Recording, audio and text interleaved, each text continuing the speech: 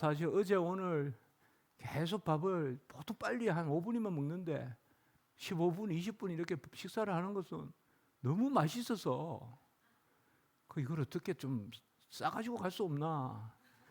그래 오늘도 야 이게 좀 제가 사는 데가 서초동인데 서초동에 이런 좀 닭도리탕 집이 하나 있으면 정말 줄었을 것 같은데 하여튼 음식도 맛있고 오늘 새벽에도 콩나물 국밥도 맛있고 지금 이제 서문교회 목사님 안 계시는데 제가 좀 생색 내려고 하는 말인데 여러분들 하여튼 이쪽 동네 계신 분들은 우리 저 정우철 장로님 계신데 저번에 구미서 모임할 때 우리는 전부 맛있다고 막 그랬거든요.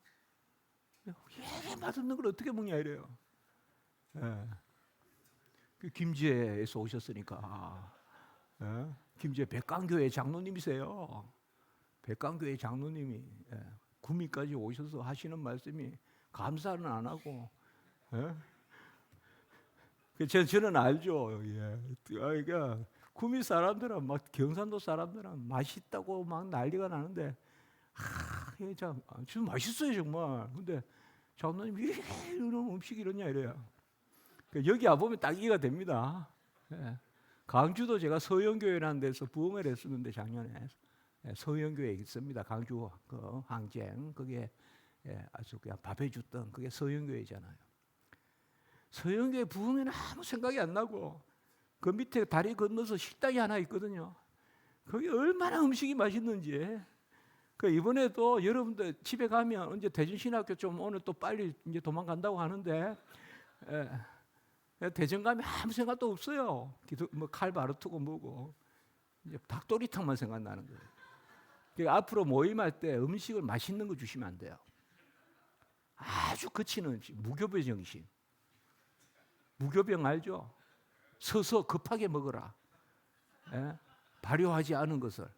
그런 거 몇 개 진열해 놓고 그래야 돼요. 이제 우리는 다 먹었으니까 하는 이야기예요.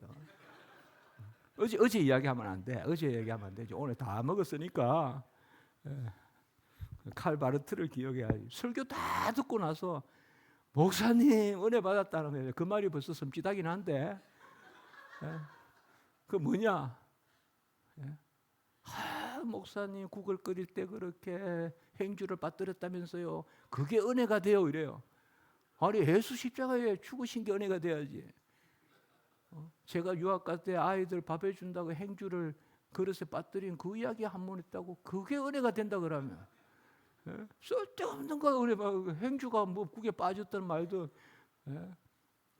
제가 갈등을 설명하면서 걸레가 국에 빠지면 안 먹는 게 당연한데 행주가 그릇에 빠지면 국에 빠지면 먹어야 되냐 안 먹어야 되냐 이걸 우리가 갈등이라고 한다. 이렇게 이야기했는데 이거를 가지고 또 은혜가 된대요. 목사님들 힘들죠. 실컷 말씀 전해. 그러다가 이제 어떤 경우는 아이고 말씀 준비하면 뭐하냐. 열심히 차 타고 다니면서 간판 보고 은혜 받자 하면서 그냥 동네 간판 보고 떠오르는 거 설교하고 이러죠. 간판이 은혜롭다.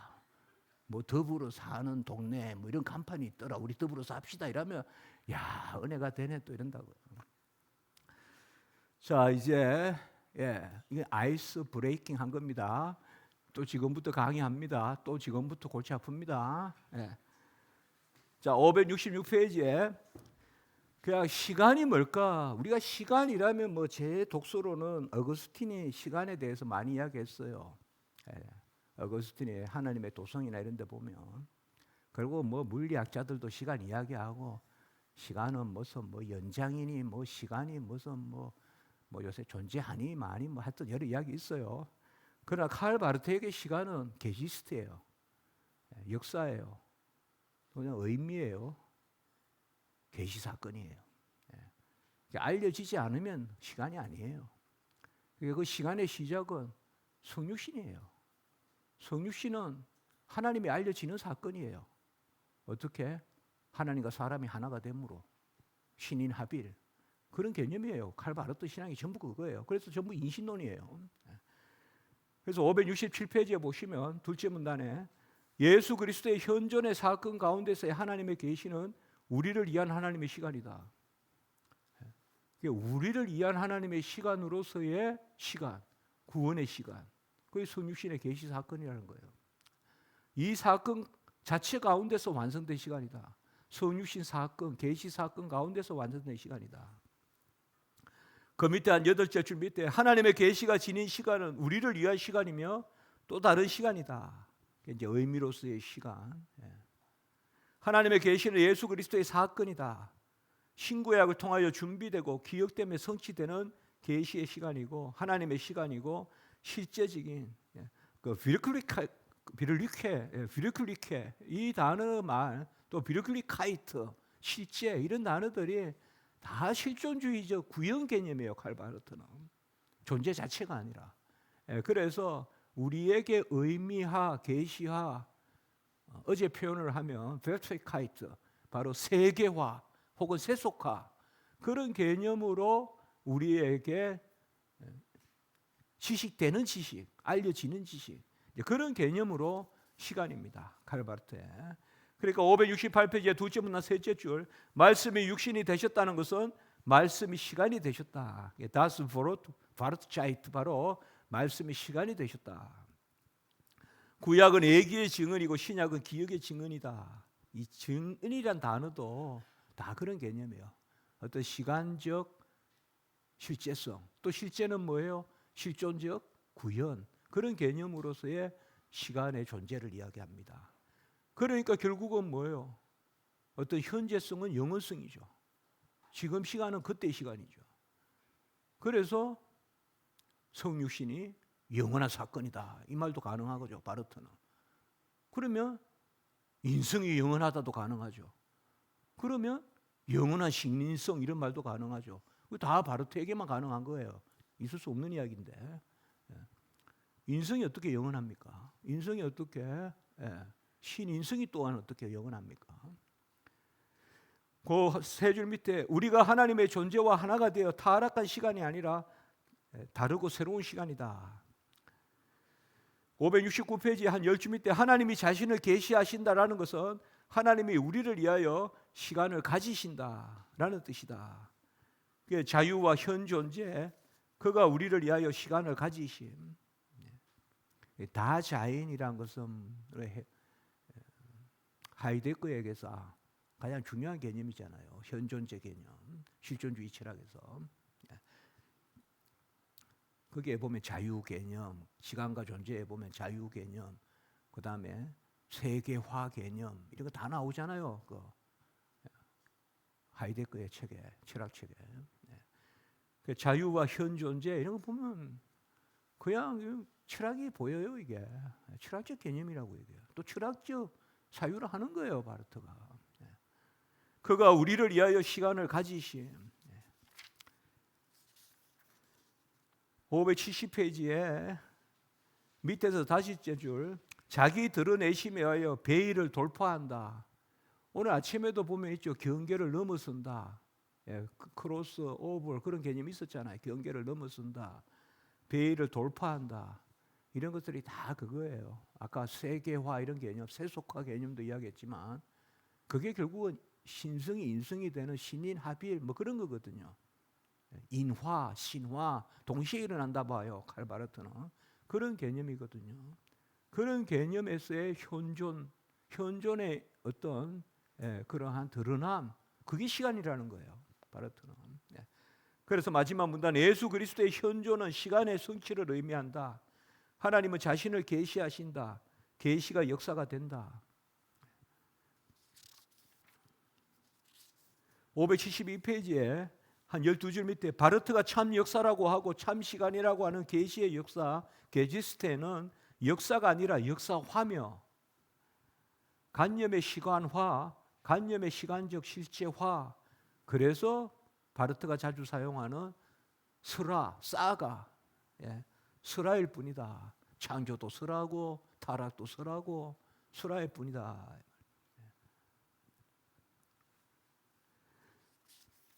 하나님이 자신을 계시하신다.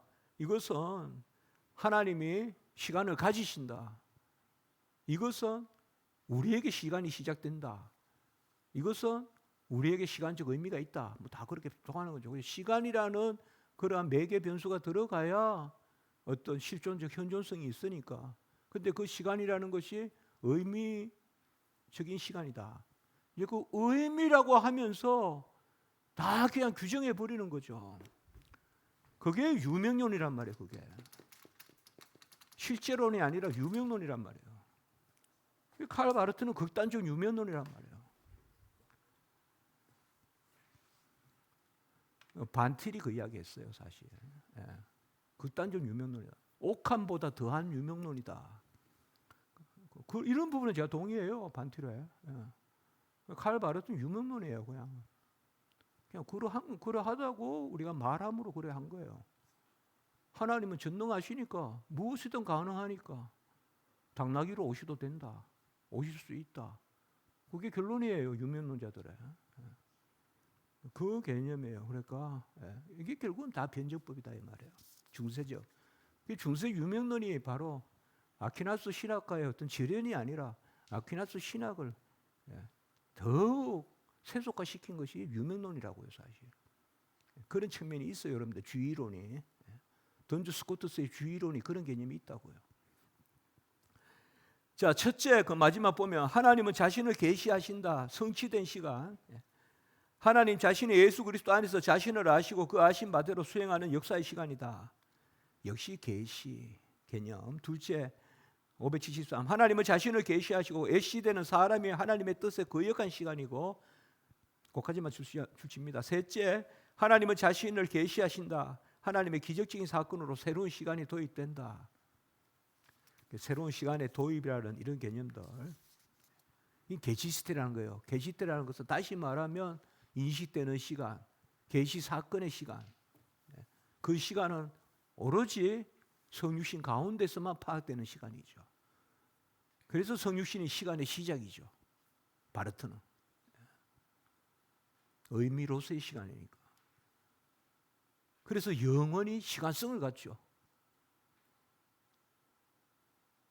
그게 역사가 시간이고 시간이 역사가 영원이고 영원이 역사고 그 개념이 가능하죠. 바르트에 의하면. 그 다 역설이죠.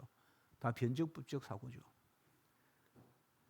575페이지에 예기의 시간, 바르트에 따르면 성취된 시간은 이전의 시간인 그리스도가 나시기 이전의 시간과 조화된다. 그 세 줄 밑에 구약의 시간, 계시의 예기에 대한 증언의 시간. 그 시간의 성육신의 시간성, 시간, 그걸 바라보는 시간이 구약의 개념이다. 구약의 어떤 시간 개념을 계시대로 본다면 그것은 예기적 시간이다. 바라보는 시간이다.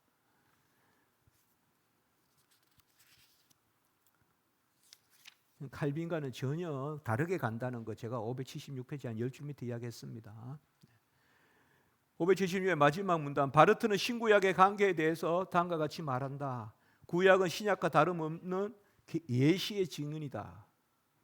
그 다음에 둘째 577페이지에 구약 역시 신약과 마찬가지로 하나님이 감춰진 하나님이심의 계시에 대한 증언이다. 어제 말했습니다. 우리 인간의 눈으로 보면 달을 아는 것이 달을 모르는 것을 아는 것입니다. 달의 전면을 보는 것이 후면을 못 본다는 것을 보는 것입니다. 그럼 바르트적 사고예요. 인간이 보면 그래요. 그러나 계시는 인간이 달을 쳐다보는, 인간은 달조차도 못 봐요. 다 다크 사이드는 못 보잖아요. 달의 후면은 못 보잖아요. 그런데 하나님은 자기 지식을 우리에게 알려주시죠. 그게 마찬가지요. 칼 바르트에는 드러남이 감추심이고 감추심이 드러남이라는 이 자체가, 그래서 루터의 십자가 신학 이런 데의 어떤 히든 갓이라는 개념과 연결하기도 하지만 조금 달라요. 바르트하고는. 그런 개념하고는. 바르트에게는 그거예요. 그냥 변증법적인 거예요.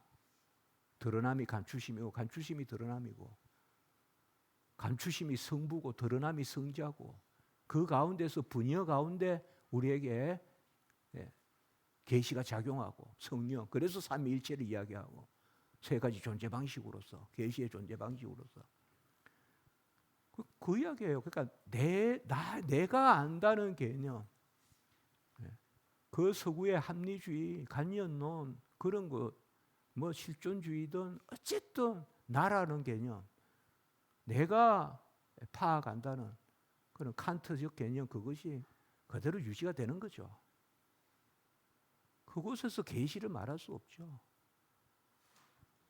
그러니까 오히려 칸트는 그냥 하나님에 대해서 모른다 했잖아요. 그런데 칸트는 붙들면서 칸트의 모른다는 것을 인정하지 않으면서 또 칸트에 서 있는 거, 그게 신칸트주의거든요. 모르는 것을 안다고 이야기하는 거죠. 그러면 하나님이 알려주셔야 된다 이렇게 하면 되는데, 그걸 안 하고 모르는 걸 안다고 한다면 우리 인간은 결국은 뭐예요? 인간의 자기 모순, 예와 아니오의 모순, 이런 것을 자기가 스스로 엮어나가는 변적법적 그러한 수련, 추론, 초월, 병행, 다 칼바르트 쓰는 말이에요. 변적법적 병행, 변적법적 수렴, 변적법적 초월, 다 그것밖에 못하죠, 인간은. 그게 해결이라고요. 다 그렇게 간다고요. 생각으로부터 존재가 나온다 이거죠. 간연론이죠. 독일 신학은 간연론을 못 벗어나요, 제가 봤을 때는. 자, 그 다음에 셋째, 마지막 문단에 구약은 신약과 다름없이 하나님이 오실 하나님으로서 현존하심에 대한 계시의 증언이다. 현존과 오심이 함께 강조된다. 자, 579페이지에 기억의 시간, 다섯째 줄 밑에 신약은 계시의 기억에 대한 증언의 시간이다. 그 밑에 문단 바르트에 있어서 신약은 예수 그리스도에 대한 기억을 증언한다. 왜 기억의 시간, 얘기의 시간이라면서 시간을 앞에 이렇게 어떤 무엇에 의미를 부여하면서 이야기할까요? 시간이 의미니까 그냥. 의미로서 현재성, 현 존재의 의미, 다자인의 의미가 현재성에서 주어지니까, 그러니까 그 의미의 시간인 거예요, 그냥. 그게 바르트가 생각하는 시간이에요. 그 실존주의 철학자들이 말하는 시간이라고요. 그러니까 던져진 그 다자인 현 존재의 시간, 그 현 존재의 의미는 하나님이 사람에게 자신을 알리는 것은 하나님과 사람의 하나됨인데, 신인 합일의 개념인데, 그것은 성육신인데, 그것을 구약은 얘기하는 거고 신약은 기억하는 거고, 그래서 얘기된 시간, 기억의 시간 이렇게 붙여주는 거예요. 뭐 간단해요. 어려운 것도 아니에요. 그렇게 생각하는 거예요, 바르트는. 계시시스테라는 것을 그냥 실존적 의미가 있는 시간, 계시시스테인 거예요, 그냥. 실존적 의미가 있는 시간.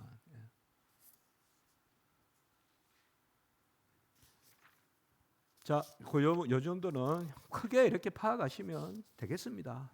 585페이지에 계시의 비밀, 참 하나님이시자 참 사람. 바르트는 하나님의 계시의 비밀을 예수 그리스도의 성육신에서 찾습니다. 성육신 외에는 계시가 없습니다. 바르트는 사실 성육신입니다. 성육신 전부 다. 그 신인 양수인데 그게 뭐냐 이거죠, 그게. 그 밑에 문단 보시면 바르트가 처치 독마티스에서 이야기한 거예요. 교회 교양 1.2에서 예수 그리스도 안에서의 하나님의 계시의 비밀은 하나님의 영원한 말씀이 사람의 본성과 실존을 선택하시고 거룩하게 하셔서 취하심으로써 그것들이 하나님 자신과 하나가 되게 하셔서 참 하나님과 참 사람으로서 하나님에 의해서 사람에게 말씀된 화해의 말씀이 되려 하셨다는 사실에 있다. 화해이라면 벌써 교제, 화해, 구원 다 똑같은 말이에요. 합일까지 생각하셔야 돼요. 신인 합일까지. 바르트에게서 화해 개념은. 이 비밀에 대한 노래는 예수 그리스도의 부활 가운데 계시된다. 부활도 계시의 아까 성취 개념이 있다면 드러남, 알려짐으로써의 부활이에요. 그의 탄생의 비밀을 성령에 의해 잉태되시고 동정녀 마리아에게 나셨음을 노래한다. 바르트의 논법은 이러하다. 성경을 통하여 교회에 의해서 입증되는 하나님의 말씀의 성취의 계시는 그 실제가 궁극적으로 부활의 역사와 부활의 사건으로 나타난다. 그리고 586페이지예요. 셋째 줄. 영원하신 하나님의 말씀이 인성을 택하시고 거룩하게 하시고 취하셔서 참 하나님과 참 사람이 되심으로써 하나님과 사람을 하나가 되게 하심에 계시의 비밀이 있다. 이 비밀이 계시에 대한 모든 생각과 언어의 출발점이다. 587페이지에 여러분들 586의 마지막 문단에 바르트는 그것으로부터 제가 또 비판했거든요. 내 시간상 읽지는 않겠습니다. 크게 이해를만 쫓아가겠습니다. 이 부분은 여러분 종선을 긋고 586에서 587 첫째 문단까지는 종선을 긋고 좀 더 나중에 숙독해 보시기 바랍니다.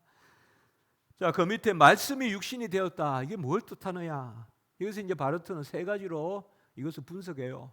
말씀이 할 때 말씀, 그다음에 육신이 할 때 육신, 되었다 할 때 되었다. 이 세 가지가 뭘 의미하는가? 물론 계시 사건이에요. 이미 우리 계속 보지만 어제부터 말씀이 육신이 되었다. 이게 뭘 의미하냐 이 말이에요.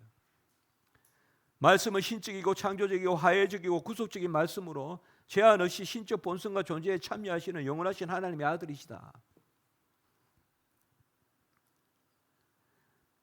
마지막 줄, 말씀은 그 자체가 아니라 하나님의 본질로서 육체가 되신 것이다. 왜냐하면 삼위 각각의 존재 방식은 신격을 떠나 있을 수 없기 때문이다. 성육신의 주체는 성자 아닙니다. 바르트는 하나님 자신입니다. 완전히 다른 이야기가 됩니다. 이렇게 하면 신격 자체가 데이타서, 신격 자체, 신격이 하나님이심이거든요. 헬라어로 데오테스, 라틴어로 데이타서, 신격 자체가 주체예요. 우리는 성부, 성자, 성령, 제2위 성자가 성육신의 주체예요.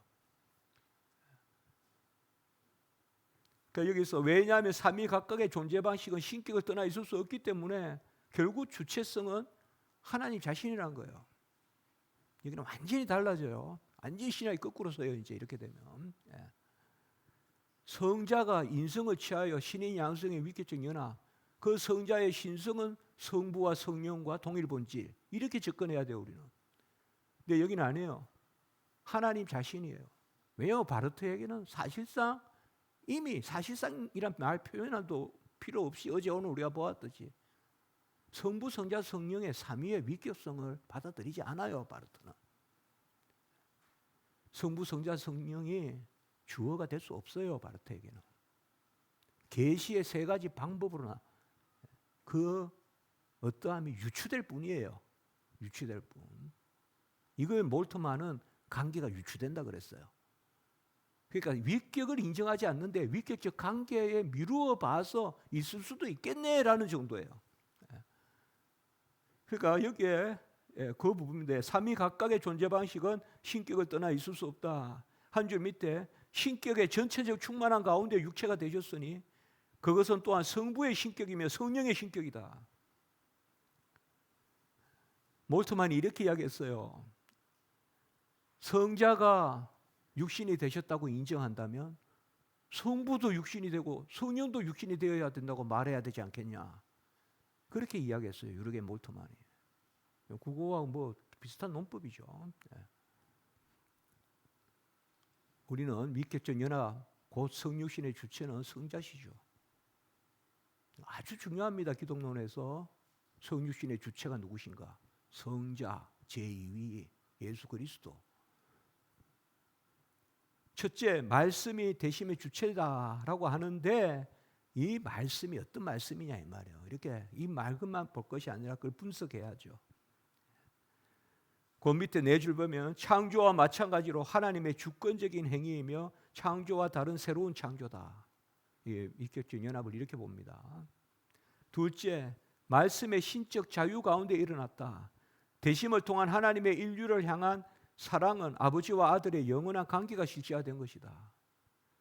사실은 신격이 성부, 성자, 성령 세 가지 존재 방식을 가지기 때문에 신격이 하나님 그 신격이 사람이 되셨다, 육신이 되셨다라는 거예요. 그런데 그 신격이 세 가지 계시 방법인데 그 신격이 계시 세 가지의 계시의 존재 방식인데 그 세 가지 존재 방식이 바로 계시자, 계시행위, 계시됨이잖아요. 세 가지. 오펜바럴, 그리고 타트, 엘라이크니스 혹은 타트 행위, 그 다음에 오펜바르자인, 바로 계시됨이잖아요. 이 세 가지잖아요. 바르트에게 이 세 가지를 다 가지는 하나님 자신이 주체라는 거예요. 그 안에 성자 말씀 자체가 있다. 그래서 말씀이 육신이 됐다라고 했다는 거예요. 그러면 말씀이 주체라는 게 아니라 신격이 주체인데 그걸 말씀이 육신이 됐다라고 성경은 말한다는 거예요. 이건 정확하게 봐야 돼요, 우리가. 그래야 그래서 여기 이 부분에서 말씀이 육신이 되신다고 계속 이야기하지만 성자의 위격, 인격, 위격적 존재성을 인정 안 한다고요. 바르트는 성부, 성자, 성령이 삼위 하나님을 인정 안 한다고요. 안 하면서 지금 이걸 설명한다고요.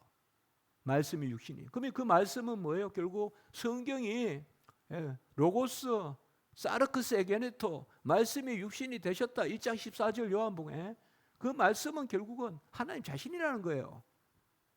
성부, 성자, 성령의 성자가 아니라. 왜? 성부, 성자, 성자로서 새 수부젝툼이 될 수 없다는 거예요. 새 콘크레툼이 아니라는 거예요. 새 수부지툼이 아니라는 거예요. 구체, 기체, 주체가 아니라는 거예요. 그러면 뭐예요? 그야 신적 본성의 본질의 그 한 주체라는 거예요. 그게 한 인간이 됐다. 그 인간이 아니라 인적 본성을 취했다. 결국 신인 하빌인 거예요. 성육신은. 그래서 모든 인간이 다 고양되는 거예요. 그 첫째 사건이 예수 그리스도의 성육신 사건이에요.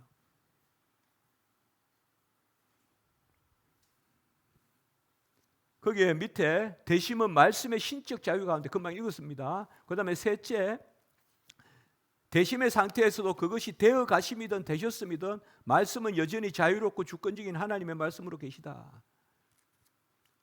그 세 줄 밑에 말씀이 말씀하시고 말씀이 행하시고 말씀이 승리하시고 말씀이 계시하고 말씀이 하야하신다. 바르트 신학은 제 생각으로는 바르트 신학은 역시 그래도 1권을 열심히 읽어야 됩니다. 1권을 안 읽고 바르트의 참 바르트 책은 몇 부라고 부르기도 하는데 1부 그냥 크게 1부라고 할게요. 1부, 2부, 3부, 4부 이렇게 할게요. 1부를 많이 읽어야 돼요, 여러분들. 바르트 1-1 거기에 그게 계속 유지돼요. 바르트는 계속 유지돼. 바로 계속 유지돼요. 바르트는 그게 변증법 다 나오고 거기에 계시 사건 이런 삼위일체 심지어 예수 그리스도 그게 다 전개됩니다. 뭐 2.2나 또 4나 이런 데 가서 비로소 나타나는 게 아니라 근데 보통 바르트 학자라는 사람들이 어느 부분만 이렇게 끄집어내서 이야기하는 경향들이 있어요. 근데 전체를 봐야 돼. 바르트가 말씀이 육신이 됐다. 봐라. 바르트도 요한복음 1장 14절을 이렇게 이야기했다. 중요하게 뭐가 문제냐? 그럼 그 말씀이 뭘 뜻하는 거냐 이 말이죠. 바르트가 말하는 그 말씀이 뭐라는 것을 알려면 1권 1부터 다시 봐야 된단 말이에요. 우리가. 그래서 바르트 비판을 할 때 전체적으로 바르트를 보면서 비판해 가야 된다 이 말이에요. 바르트 학자들조차도 바르트가 평생 교회 교약을 썼기 때문에 어떤 학자들 뭐 발사사로 이런 학자들은 3부까지만 읽었단 말이에요. 바르트가 4부 늦게 썼으니까. 그러니까 그들이 또 말하는 것은 3부까지만의 이야기라고요. 그러니까 이제 우리는 이제 지금 뭐 바르트는 자기가 계획했던 거 다 쓰지 않았어요. 그렇게 많이 썼어도 미안이에요, 미안. 그런데 이런 개념들 이 말을 할 때 요것만 딱 코테이션 해가지고 바르트도 이렇게 이야기했어. 뭐가 문제란 말이냐? 이렇게 하면 안 된다 이 말이에요. 전체를 보면서 바르트에게 이 말이 뭔가, 바르트가 말하는 시간은 뭔가, 역사는 뭔가, 성육신은 뭔가, 계시는 뭔가, 화해는 뭔가 다 틀려 우리하고. 완전히 다르다고요 우리하고. 개념 자체가 다르다고요. 그러면서도 말은 다 쓴다고요. 제가 슈라이마어도 읽으면서 똑같은 생각을 했어요. 슈라이마어를 제가 다 읽은 게 이제 유학 가서 첫 해 다 읽었었는데 그때 그 생각했어요. 거의 우리 용어들이 다 나와요. 그러나 하나도 우리하고 똑같지 않어요. 그게 제 결론이에요. 슈라이마어 읽어. 다르게 써요. 신성도 다르게 쓰고 인성도 다르게 쓰고 중부도 다르게 쓰고 창조도 다르게 쓰고 하나님 개념 자체가 다르고 다 다르거든요. 그런 측면에서 자, 여기 말씀이 육신이 되신, 그 다음에 두 번째 육신은 뭔가? 이것도 말씀이 육신이 되시는 그가 사람이 되심인데 우리와 동일한 본질, 현 존재, 동일한 본성, 형상, 동일한 역사성에 동참하셨는데 둘째, 이 부분 잘 보셔야 돼요. 둘째 592의 셋째 줄, 육신은 한 사람을 뜻하지 않고 아이멘셰, 한 사람을 뜻하지 않고 인간의 본질과 현존재, 인간의 종과 본성, 인성, 사람을 사람 되게 하는 인성을 뜻한다. 물론 영원하신 제2의 성자가 인성을 취하셨다, 맞아요. 정확한 진술이에요. 그러나 바르트가 여기에서 말하는 것은 전혀 다른 이야기예요.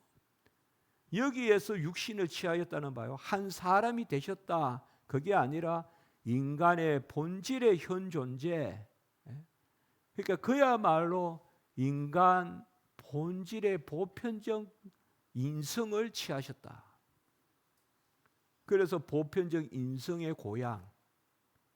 그래서 누구나 그 계시에 동참하면 누구나 다 예수 그리스도와의 이 본성, 인성이로되 신성과 합하여 화해하는, 그때 화해란 말이에요. 교제하는, 그게 화해의 뜻이에요. 그게 구원이에요. 화해가 있고 구원이 있다 이 말이에요. 구원이다 이 말이에요. 바르터. 그게 구원이에요, 구원. 그게 보편 구원론이죠. 계시 사건 동참을 통한 보편 구원론이죠. 그때 그걸 내적으로 확신하는 거 어제 나왔죠. 그게 믿음이라고 하는 거죠. 그게 바르트가 말하는 믿음은 우리가 말하는 구원의 믿음 아니죠. 피데스 살비피카 아니란 말이에요. 우리는 믿음이 하나님의 말씀에 대한 지식, 그것을 우리가 수납하는 믿음이자 동시에 구원의 믿음이잖아요. 우리는 맞잖아요. 믿음이 있어야 알고 믿음이 있어 구원 얻잖아요. 그러니까 이제 바르트는 그 개념이 아니다. 그러니까 인성을 취하셨다, 이거는 정말 제가 다른 말을 쓰지 않겠습니다. 오해될까봐. 그냥 우리 인간 전체의 격상을 뜻해요. 고향을 뜻한다고요. 누구에게나 그 가능성의 첫 가능성이다. 아침에 나왔지만 맥쿠리카이트, 가능성의 가능성이다 이 말이에요. 우리도 그 가능성이다 이 말이에요. 우리 전부가 다 아니요라고만 안 하면 다 가능성인데 아니요라고 하는 사람은 가능성이 없겠죠. 그게 육이라는 거예요. 바르트는 모든 사람은 전부 다 선택되었어요. 창조 때부터. 그러면 유기는 뭐냐? 바르트는 바르트도 이중 애정론이라고 해요. 본인이 선택과 유기라 해요. 그러나 전혀 다른 이야기예요. 바르트에게 유기는 그 이야기예요. 금방 모두가 예의 상태로 주어졌는데 아니요라고 하는 사람이 유기다 이 말이에요. 593페이지 첫째 줄, 하나님의 일의 전제로서 인간의 육신의 잠재성만이 그곳에 있었다. 이는 모든 사람의 가능성으로서. 제가 사실 처음 지금 이 책 쓰고 이렇게 공개적으로 강의합니다. 이렇게 논합니다, 같이. 그럼 당연히 나오잖아요. 잠재성, 가능성. 제가 다 외우고 이야기하겠어요. 당연히 바르트는 그 천재는 천재예요. 그러니까 확실하게 틀려요. 제가 학생들에게 그래요. 책을 살 때는 신중하게 사고 샀거든 믿어라. 두 가지 종류의 책이 있다. 맞는 책이 있고 틀린 책이 있고, 틀린 책도 확실히 틀렸다고 믿을 만한 책을 사라. 틀리지도 않고 맞지도 않고 옳았다가 그렇다가 그런 책은 인용도 하지 말고 읽지도 말고 사지도 마라. 그런 게 쓸데없는 책이다. 그러니까 슐라이마흐나 바르트나 이런 책은 사라. 시종일관 틀렸으니까.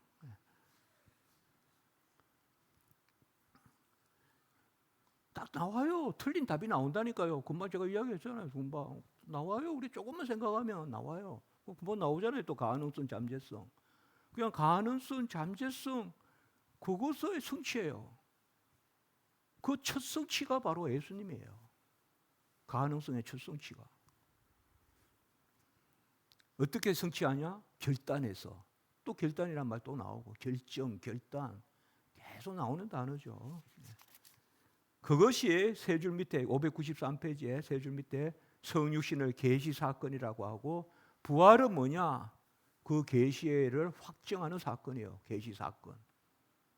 그래서 부활은 최고의 계시 사건이다 이렇게 이야기하는 거예요. 부활은 최고의 계시 사건이다 이 말이에요.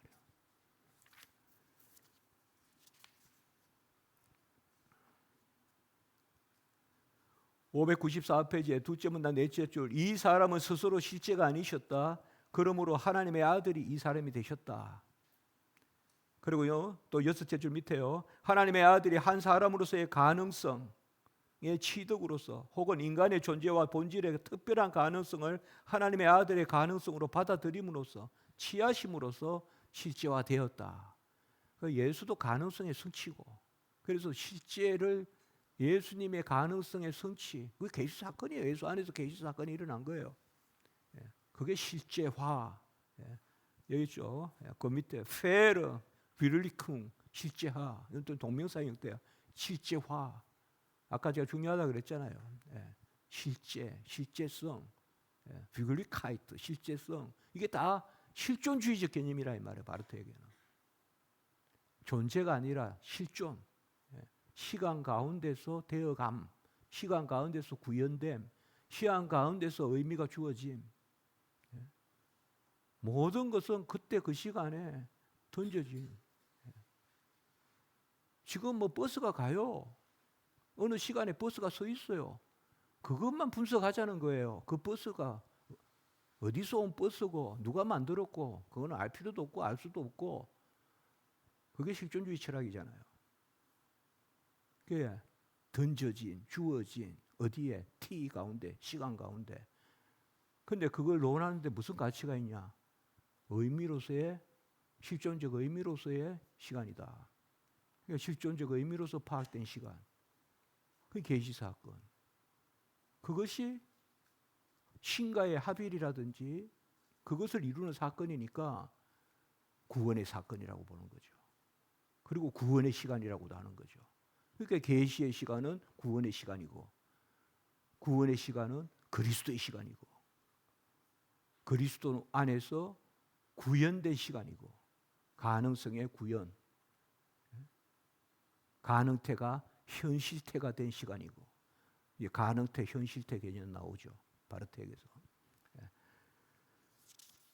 셋째 595페이지에 밑에서 넷째 줄, 신약에서 육신은 사람의 본성을 일반적으로 말할 뿐만 아니라 타락하고 심판 가운데 처한 인류를 지시하듯이 사람의 본성의 구체적 형상이다.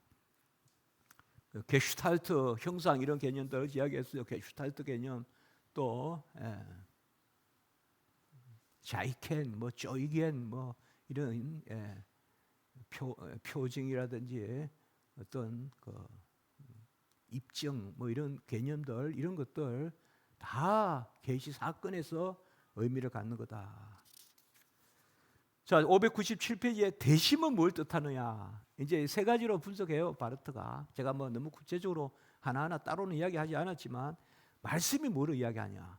우리는 그 말씀이 이미 계시 사건 안에서의 어떤 존재 방식으로서의 말씀이라 했고, 육신은 뭘 의미하냐? 그 사람이 되었다는 것이 아니라 인성의 어떤 보편적인 그러한 고향을 뜻한다. 육신이라는 게 뭐냐? 대심이 바로 뭐야? 그런 고향이다 이 말이에요. 그래서 이 범신론적인 거예요. 같이 그냥 하나 이렇게 그 메스 하나의 덩어리인데 그 중에 예수가 이렇게 됐으니까 우리도 같이 올라간다. 그게 구원 아니거든요. 우리는 하나님의 아들이 그 사람이 그 하나님의 아들이 그 사람 호 안스로포스 그 사람이 되셔서 그가 우리를 죽으셔서 우리가 구원 얻는 거지. 우리가 그와 한 덩어리가 됐기 때문에 거기에서 뭐가 하나 이렇게 올라가서 우리도 같이 올라가서 구원받은 건 아니거든요. 이거는 재론에서도 똑같은 거거든요. 죄의 본질을 이해할 때도 그렇게 이해하면 안 되거든요. 여기 지금 바르트는 그렇게 이야기한단 말이에요. 그래서 대심은 뭐냐? 거기에 보면 요한복음 1장 14절에 계시의 비밀과 하나님이 우리 가운데 우리와 함께 거하심에 대한 본질적인 답을 제시하는데, 실제적 대심으로서 기적적 행위이며 하나님의 은혜의 행위다. 자, 은혜의 행위인데 그게 계시 사건이다 이 말이에요. 그게 하나님의 자유. 계속 나왔죠. 하나님의 자유 결정 사건.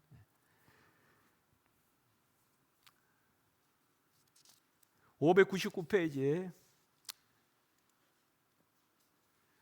여러분들이 동그라미 치실 부분이 있어서 제가 치라고 하겠습니다. 그 두째 문단에 보시면 그리스도 안에서 하나님과 사람의 하나임은 인격 존재를 취함에 있어서 로고스의 행위다.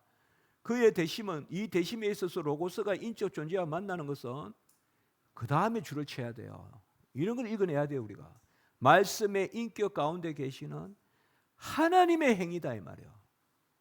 자, 여기서 하나님이 뭘 뜻하냐 이 말이에요. 그러니까 주체는 하나님이에요. 성자가 아니라. 이거를 우리가 벌써 계시 사건으로 읽어야 돼요. 계시 사건에 있어서 주체, 그건 바로 하나님이라. 하나님 안에서 세 가지 존재 방식이 있는데 그 중에 주체는 하나님 신격 그 자체란 말이에요. 그것이 말씀의 인격 가운데 계시는 하나님의 행위다 할 때 하나님 요 개념. 그리고 그 밑에 보시면 네 줄 밑에 자기 말씀 가운데 행하시는 하나님, 여기도 하나님 동그라미 쳐야 돼요. God was in Christ 아까 있었잖아요. 그것도 바르트. 하나님이 계셨다. 그리스도 안에. 인 크리스투스. 그리스도 안에 계셨다. 그래서 하나님이 그리스도 안에 계셨다라고 말한단 말이에요. 그리스도가 하나님이시다라고 말하지 않는다고요. 말하지 않습니다. 그리스도가 하나님이시다라고 말하는 경우는 하나밖에 없어요. 하나님의 계시 사건의 한 방식으로서 그리스도가 하나님이라고 이야기해요.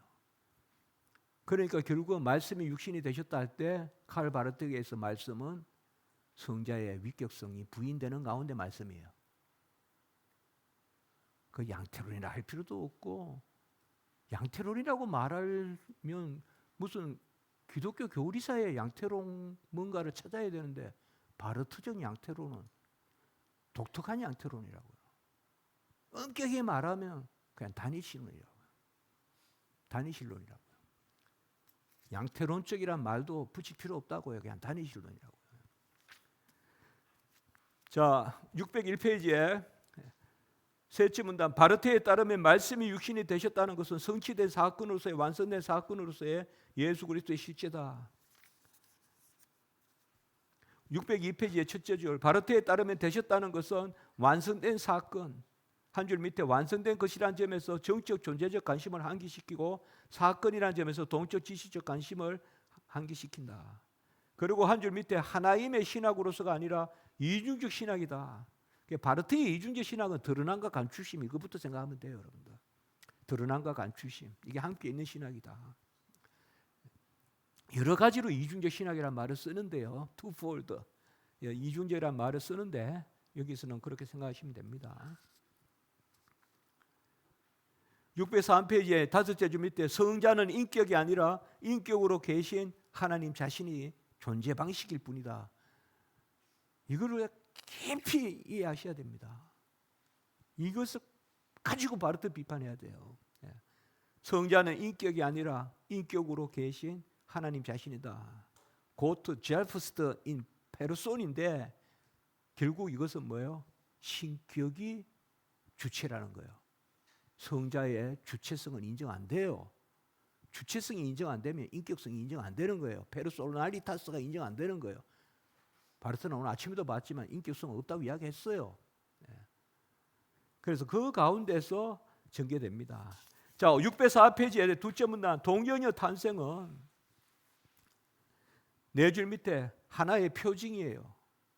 얼마나 표현합니까? 그냥 표징이라 하고 넘어가면 되니까.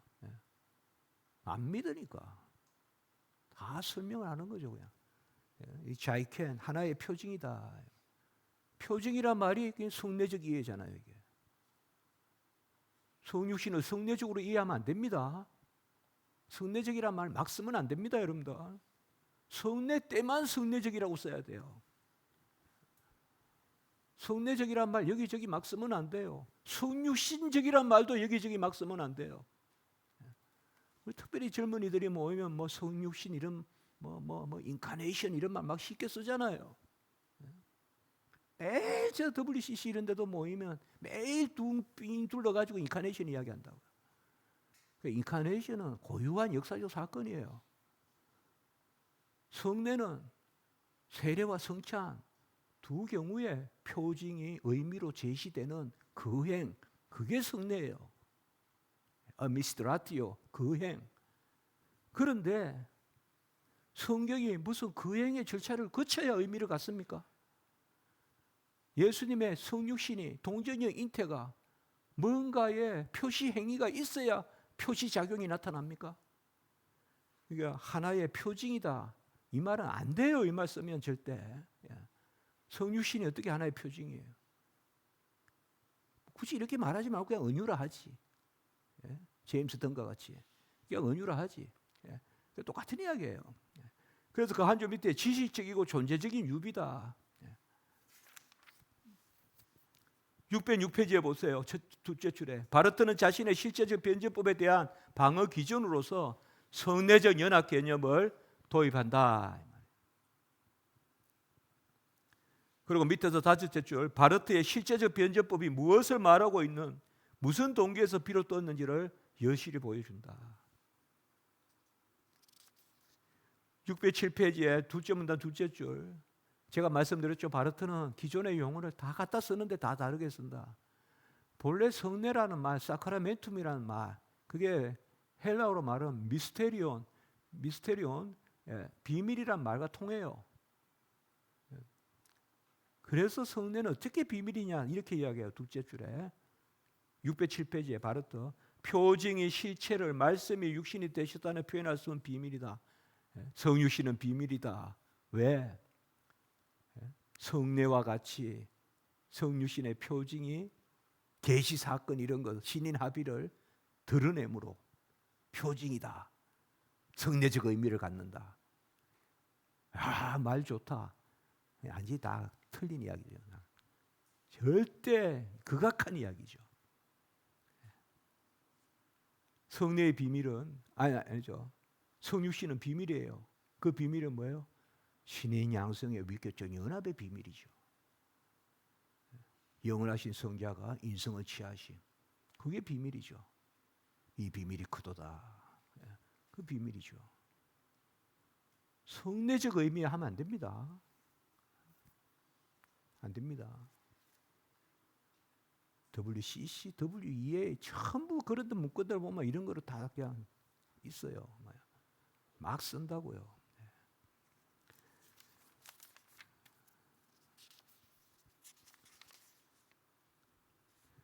609페이지 볼까요? 둘째 문단 다섯째 줄 마리아의 동정 처녀임은 하나님의 행위를 자기의 것으로 맞춤의 은혜를 누리는 연결점이며 인적 가능성이 아니다. 그것은 본성에 따른 것이 아니라 은혜에 따른 것이고 동정녀의 나심의 유체는 은혜의 비밀에 있다. 자, 이렇게 하고 연결해서 이게 뭘 뜻하느냐? 610페이지에 둘째 여섯째 줄 밑에 성령이 동정녀 탄생의 표징의 저자다 이렇게 이야기해요. 바르트가 성령이 동정녀 탄생의 표징의 조성자다.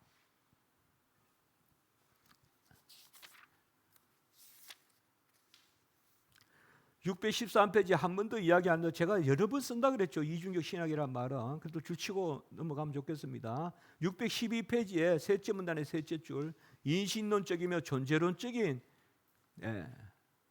그 이중적 신학. 그 다음에 613페이지 넷째 줄 그 저바이 파켄 이중적 투폴드 영어로 말하면 이중적 계시와 존재의 이중적. 제가 아까 말씀드렸죠. 드러남과 감추임. 또 여기는 뭐예요? 인식과 존재 혹은 계시와 존재. 이런 것들이 항상 투폴드, 이 변증법적 개념이라고 이게 이중적으로 나타난다 이 말이에요. 밑에서 셋째 줄, 동전이여 탄생은 하나의 표징이다. 분명 표징은 필히 의미한다. 이렇게 설교하면 되겠습니까? 설교단에서 이렇게 하면 되겠습니까? 예수님의 성령 잉태는 표징입니다. 우리에게 하나님이 우리가 하나가 된다는 그런 것을 드러내기 위한 표징입니다. 표징. 그렇게 설교하면 되겠습니까? 성령 잉태는 어김없는 역사적 사건이고 진리죠.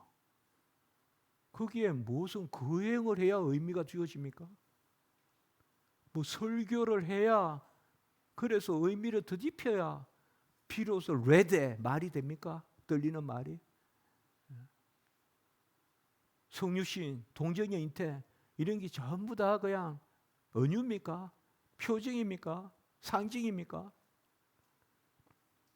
거기 분명히 이야기했잖아요. 동정의 탄생은 하나의 표징이다. 분명 의미한다.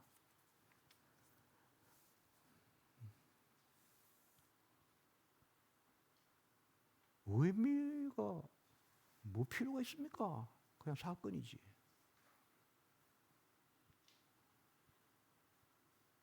성령으로 잉태되셨잖아요. 사건이지.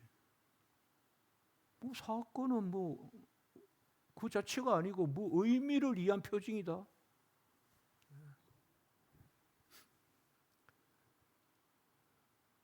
에밀 브루너는 가장 동정녀 잉태를 거부했던 사람이에요. 자연신학에 경향을 크게 띄었던. 그런데 칼 바르트는 동정녀 잉태를 인정했다고 이야기해요. 많은 사람들이. 아니죠. 금방 봤죠 우리가. 칼 바르트도 동정녀 잉태 인정 안 해요. 이거 인정한다라고 변증해 보라고요. 바르트 신학자들이 저한테. 안 해요. 저 봤잖아요. 동정녀 잉태 인정 안 한다고요. 바르트는. 의미로서만 받아들이는 거죠. 타락도 의미고 창조도 의미고 구원도 의미고. 우리 신학 서론 때 말씀은 두 가지잖아요. 규범성과 역사성. 규범성은 또 두 가지잖아요. 디다케와 캐리그마. 이걸 다 아멘해야 성경 모으잖아요. 근데 성경 비평은 역사성부터 공격하고 들어오잖아요. 역사 비평부터. 칼 바르트가 창조 역사 믿었습니까? 타락 역사 믿었습니까? 십자가의 구원 역사 믿었습니까? 부활 역사 믿었습니까? 동정녀 잉태 역사 믿었습니까? 안 믿었어요. 결코 안 믿었어요. 바르트는 숨기려고도 안 했어요. 바르트 학자들이 숨기려고 하는 거예요. 바르트 책엔 다 나와 있어요. 안 믿었다는 게. 615페이지에 예수 그리스도의 인성, 예수 그리스도의 인성의 피조성. 첫째 줄에 예수 그리스도는 인간의 인격을 지니신 하나님의 아들이시다. 그래서 그 밑에 인성의 모든 가능성을 가지고 계시다. 그냥 사람이 되셨다. 끝. 이렇게 하면 좋겠는데 인성을 취하셨다. 그리고 그 인성은 우리와 같으시나 죄는 없으시다. 다만 인성이 신성과 함께 연합함으로 누리는 고상함은 있어요. 그걸 우리가 속성교통론에 있어서 은사의 교통이라 그래요. 그거는 누구보다 칼빈이 강조했어요. 그렇다고 해서 인성이 신성으로 변하거나 인성이 신성 쪽으로 고양되거나 그건 아니에요. 지적 고양을 갖거나 그건 아니거든요. 근데 여기는 인성의 모든 가능성을 가지고 있다. 아까 주님도 사실 가능성이라고 하고 잘못된 이야기입니다. 616페이지에 6째 줄 밑에 실제 사람 데어 비클리켓 맨시 이게 제가 계속 이야기했죠. 실제라고 쓰는 이 표현 비클릭 이 실제라는 단어 이렇게 실존주의적으로 이해하면 된다. 그 정도로. 그 밑에 둘째 이 사람의 현존과 계시는 단지 하나의 사실이 아니라 행위다. 이 행위성 타트 혹은 사건, 엘라이그니스 이런 것들은 어제 말씀드렸으니까 여기서는 이 정도로 하겠습니다. 618페이지에 예수 실제적인 사람, 거기도 한 줄 밑에 인성의 보편적 자율성, 이게 이제 잘 체크해야 돼요. 우리가 그 사람이 되었다는 것이 아니라 제가 계속 말씀드리지만 인성의 존재로적 결단은 다른 모든 사람 중에 한 사람이 그 사람 예수라는 사실 가운데 근거해 있다. 여기에 숨어 있는 바르트의 그 뜻을 알아야 된다고 해요. 모든 인간의 격상이에요. 언약적 머리이심은 결코 이런 걸 뜻하는 게 아니에요. 한 덩어리 중에 예수님이 계셔서 그 덩어리 중에 예수님이 구원받다 이게 아니에요. 언약의 머리이심은. 바르트는 이렇게 접근한다는 거. 619페이지 6째 밑에 이 사람 예수 안에서 우리는 사람 일반의 존재론적 결단 가운데 있는 신적인 상대자를 직면한다. 괴겐 이브가 상대자예요, 여러분들. 맞상대하는 괴겐 이브, 독일말로 상대자란 말이에요. 신적인 상대자. 그러니까 인간 일반, 사람 일반의 존재론적 결단. 그 밑에 두째 줄 바르트의 논법은 이러하다. 사람은 하나님 없이 존재할 수 없다. 무신. 인간에게 가능성이 없다. 죄는 그 자체로 사람을 위한 가능성이 아니라 존재적인 불가능성이다. 우리는 실제로 예수와 함께 죽었다. 하나님과 함께 있다. 칼 바르트에 있어서 인간은 창조 때부터 예수와 함께 죽은 존재예요. 그래서 인간은 창조 때부터 은혜의 존재예요. 바르트는. 그래서 은혜, 창조 이렇게 순서로 나가요. 은혜, 창조, 타락, 은혜 이런 순서로 가요. 우리는 창조, 타락, 은혜 이렇게 되지만 바르트는 이런 것도 역시 다 뭐예요? 똑같아요. 선택이 영원인데 시간 가운데 영원이라 그러는 거 똑같다고. 이것도 다 변증법적 사고라고. 이것도 변증법적 사고입니다. 620페이지에 예수님이 이러하시다면 예수님은 우리의 구주가 아니라 구세주가 아니라 하나의 모범에 불과해요. 그래서 한 10줄 밑에 바르트는 여기서 예수 그리스도가 구원자가 되심이 신인의 연합을 처음으로 이루신 모범이나 은연적 예시가 됨에 불과하다. 슐라이마하고 똑같아요. 이렇게 보면요. 모범이다. 포르빌트 모범이다. 모범으로서 우리에게 원형이 된다. 이 말이에요. 우르빌트 첫 번째 가능성의 성취다. 우리도 가능성의 성취의 존재다. 아까 이야기했잖아요. 인류 일반을 끌어올려서 하나님과 맞서게 하는 자리에 세우는 괴게니브, 그 맞서는 자리에 세우는 존재, 인간. 그 첫 존재 예수 그리스도. 그래서 다 같이 격상시키는 보편 구원적 개념.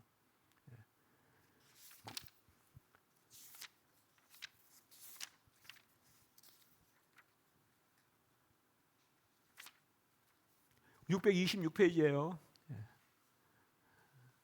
바르트는 예수 그리스도의 신성과 인성을 구별하지만 그의 인성에는 신성과 매우 밀접한 상응성이다. 어제 초기부터 상응이라는 개념이 있었죠. 어제요. 왜요? 계시화 이런 개념이 있으니까 응해 간다. 화되어 간다. 상응성. 그래서 6째 주 밑에 바르트는 이 교통과 유사함은 존재의 유비에 따른 것이 아니므로 이중적 존재가 하나님의 존재와 사람의 존재 사이의 관계를 계시한다온다. 즉 관계의 유비에 따른 것이라 여기는데 프리주아라 어제 이야기했죠. 여러분들 로마 캐톨릭의 프리주아라의 그러한 존재의 유비 개념 이 부분은 여러분들 그 부분으로 대체하면 되겠습니다. 바르트는 존재의 유비에 서 있다 이야기했습니다. 629페이지에 628페이지에 두째 문단의 셋째 줄 예수는 두 실체의 연합 가운데 육화된 영과 영화된 육체 가운데 한 전인이시다. 신화와 인화, 하나님이 사람이 되심, 사람이 하나님이 되심, 신화와 인화 그 가운데 전인이시다.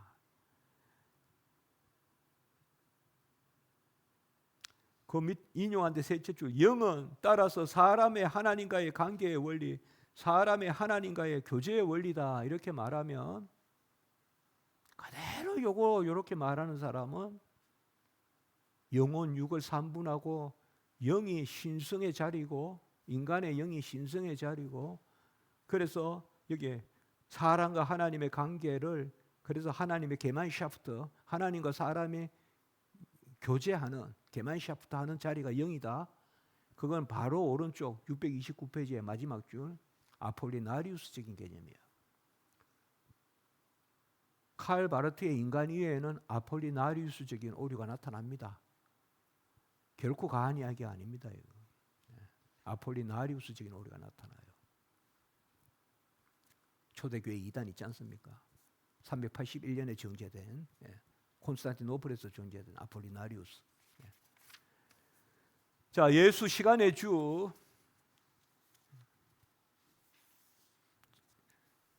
조금만 더 해도 되겠습니까? 네. 여러분 한번 이렇게 한번 기지개 한번 합시다. 이렇게.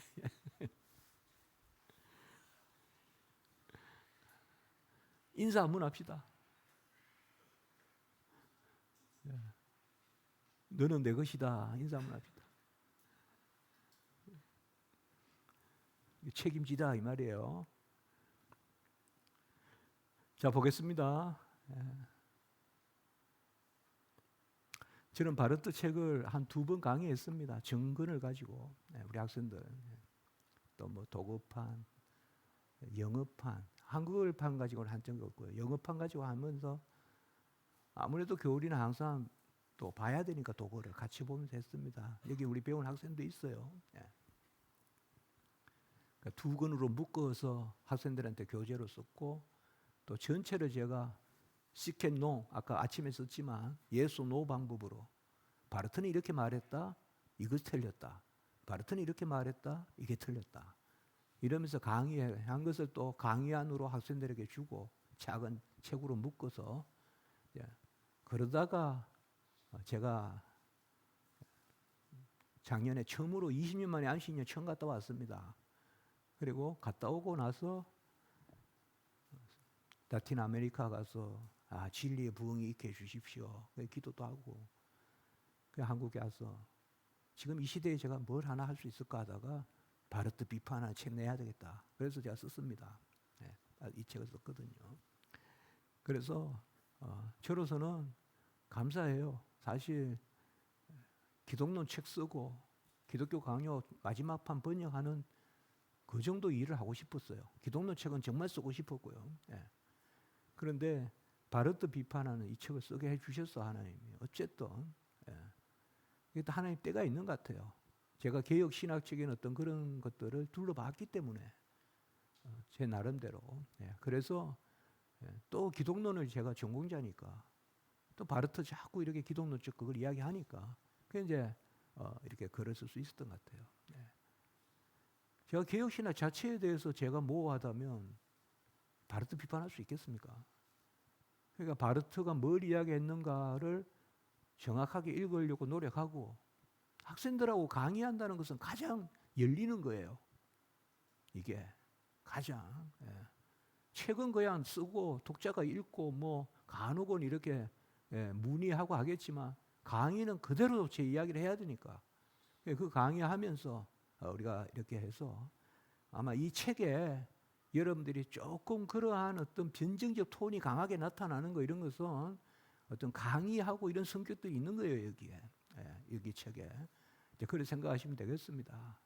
여러분들이 더 많이 읽으시고 앞으로 더 많이 깊이 읽으면 읽을수록 틀렸습니다. 바르트는.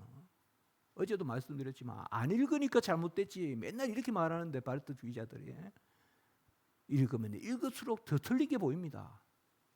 확실히 틀린 거예요. 바르트는 확실히 틀린 거예요. 괜히 뭐 이야기하는 거 아니에요. 괜히 아닙니다. 틀린 겁니다. 자, 630페이지의 셋째 줄, 이 교리 개요. 어제도 계속 이야기하면 도그마티스 아웃라인인데, 이게 간단한 책이지만 이 책이 상당히 중요한 책이에요. 그래서 이 책도 제가 꽤 여기서 인용했어요. 뭐 자주는 아니고, 게틴된 도그마티스 아주 많이 인용하고, 물론 교회학 가장 많이 계속 보고 하죠. 자, 그 밑에 셋째 줄, 실존적 결단은 그와의 부활하심에 성기의 모든 것이 유비된다. 그리스도의 전체 사역은 주의 사역이다. 모든 것이 그리스도의 성기와 유비된다. 632페이지 부활의 시간, 그 첫째 줄에 줄만 치시고, 그 첫째 문단 마지막에 그는 시간 가운데 계시며 시간을 가지시 시간에 주시다. 주라는 말도 역시 계시 줍니다. 날 위해 모든 의를 이루신 주, 그 개념 아닙니다. 계시 줍니다. 칼바르트.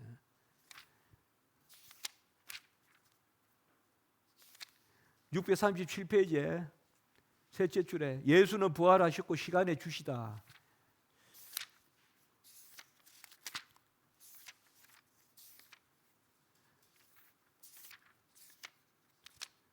(645페이지에) 위교적 연합 교례입니다. 위교적 연합은 바로 성육신 신인 양성의 위교적 연합입니다.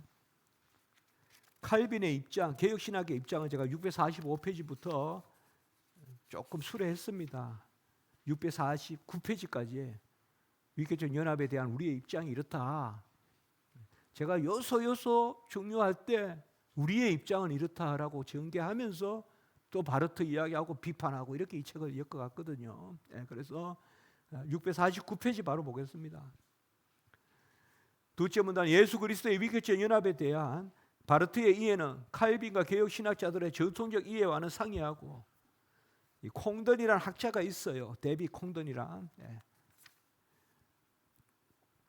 거기에 보면 650페이지 셋째 줄, 콩던에 따르면 바르트는 신인론을 주장하며, 그 밑에 문단 셋째 줄, 바르트에게 있어서 신인의 연합은 인신의 연합은 신인의 연합이나 인신의 연합이라 갖고, 바르트는 하나님과 말씀의 상호 내주를 통한 동시실존, 동시상응성을 뜻하며 계시 사건을 실존주의하를 뜻한다. 이 콩던이라는 학자의 평가예요. 바르트 신학에 대한 평가예요. 나쁘게 보려고 본 게 아니라 그냥 바르트가 이렇다고 평가한 거예요. 그런데 우리가 보기에 기독교 신학적이 아니잖아요, 이게 지금. 그 지금 이거 소개하는 거죠. 바르트에게 있어서 동시실존, 동시상응, 계시 사건을 통한 실존주의화가 성육신이다. 사실 뭐 설명이 필요하겠습니까? 여러분이 더 잘 아시는데. 652페이지 셋째 문단 헌신구, 창조자 하나님을 다루면서 사람의 본성을 하나님과의 관계에서 정의하면서 예수 그리스도의 인성과 유비한다. 그것도 그냥 절만 치겠습니다. 헌신구에 대해서는 조금 이야기했어요. 매콤하고 헌신구. 그리고 655페이지에는 융엘, 베를리, 판넨베르크 이 입장을 또한 제가 살폈어요. 왜냐하면 위교적 연합 교리는 너무 중요한 교리니까. 기독교 신학의 가장 핵심 교리거든요. 그래서 바르티안이라고 분류되는 융엘, 또 베일리, 도널드 베일리, God was in Christ, 그거 가지고 아예 책을 쓴 베일리, 그 다음에 판넨베르크, 지저스 가데미 이런 데서 어떻게 이야기하느냐. 브루스 맥코막은 656페이지 셋째 줄, 맥코막만 줄 치시고요. 657페이지 일곱째 줄 밑에 존재와 역사의 변적법칙 이해가 있다. 바르트에게. 이게 매콤하게 그냥 박사 논문이에요, 사실. 그러니까 659페이지에 둘째 문단 매콤하게 따르면 바르트와 융엘은 하나님의 존재는 되어가고 있는 데 있다라고 말한 게 바르트고, 하나님의 존재는 오고 있는 가운데 있다라고 하는 것이 융엘이고, 뭐 이렇게 굳이 나누어 사실 융엘도 바르트를 공격합니다. 사실은 다 따르는 게 아니에요. 융엘이든 군톤이든 다 기본적으로 발티안들이에요. 그러나 그렇게 하거든요. 그러니까 여기에서 이야기하고 있는데 뭐 요거까지는 제가 이야기하지 않겠습니다. 여러분들 보시면 되겠습니다. 661페이지의 두째 문단 바르트. 바르트는 세 줄 밑에 신인이라고 여기지 않고 하나님이 예수 안에 계셨다라는 한마디 말로 특정한다. 아까 나왔고요.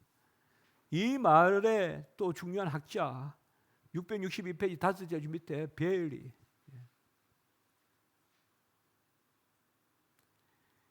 거기 세 줄 밑에 볼까요? 주님은 하나님이 그의 속에서 부해 주신 성향적 은혜와 연합의 은혜를 사전적 은혜로 받아서 하나님이 찬 사람이 되셨다는 점과 이러한 은혜로 말미암아 성도는 그와 연합하여 하나님과 연합하는 데 이르는 된다는 점을 부각시키고, 그가 우리와 같이 되신 것은 우리를 그와 같이 되게 하기 위함 이하였다는 이레니우스의 말.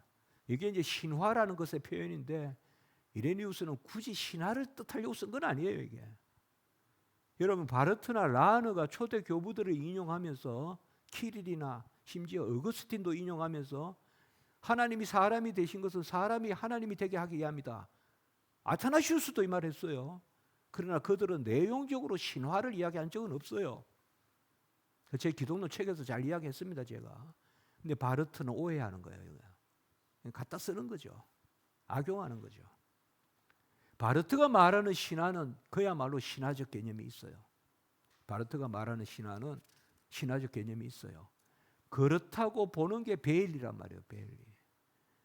그러니까 베일리든 바르트든 다 크게 그 학자들이에요. 그 학자들. 요새도 여전히 이런 책 나옵니다, 여러분들. 베일리 류의 책이 쭉 나옵니다, 요새도.